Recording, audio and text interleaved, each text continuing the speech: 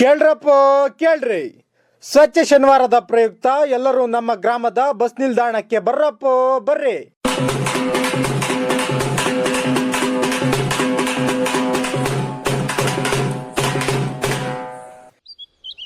ಅಣ್ಣ ಅಣ್ಣ ಏನಣ್ಣ ಸ್ವಚ್ಛ ಶನಿವಾರ ಅಂತ ಅನೌನ್ಸ್ ಮಾಡ್ತಾವ್ರೆ? ಏನಿಲ್ಲ ಪುಟ್ಟಿ, ನಮ್ಮ ಗ್ರಾಮದಲ್ಲಿ ತಿಂಗಳ ಮೊದಲ ಶನಿವಾರ ಶಾಲೆ, ಅಂಗನವಾಡಿ, ಆಸ್ಪತ್ರೆ, ಅಂಗಡಿ ಮುಂಗಟ್ಟು, ದೇವಾಲಯ, ಬಸ್ ಸ್ಟಾಪ್ ಎಲ್ಲ ಕಡೆನೂ ಸ್ವಚ್ಛತೆ ಮಾಡ್ತಾರೆ ನಮ್ಮ ಗ್ರಾಮ ಪಂಚಾಯತಿಯವರು. ಓ ಹೌದಾ ಅಣ್ಣ, ಇಲ್ಲಿವರೆಗೂ ನಮ್ಮ ಸ್ಕೂಲಲ್ಲಿ ಅಟೆಂಡರ್ ಅಂಕಲ್ಗಳೇ ಸ್ಕೂಲ್ ವಾತಾವರಣನ ಸ್ವಚ್ಛ ಮಾಡ್ತಿದ್ರಣ್ಣ. ಆದ್ರೆ ಇನ್ ಮುಂದೆ ಗ್ರಾಮ ಪಂಚಾಯತಿ ಅವ್ರು ಮಾಡ್ತಾರ ಅಣ್ಣ?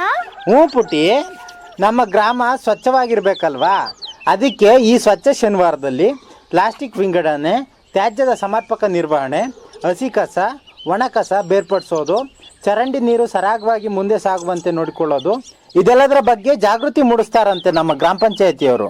ಓ ಹೌದಾ ಅಣ್ಣ, ಒಳ್ಳೆ ವಿಷಯ ಹೇಳಿದೆ.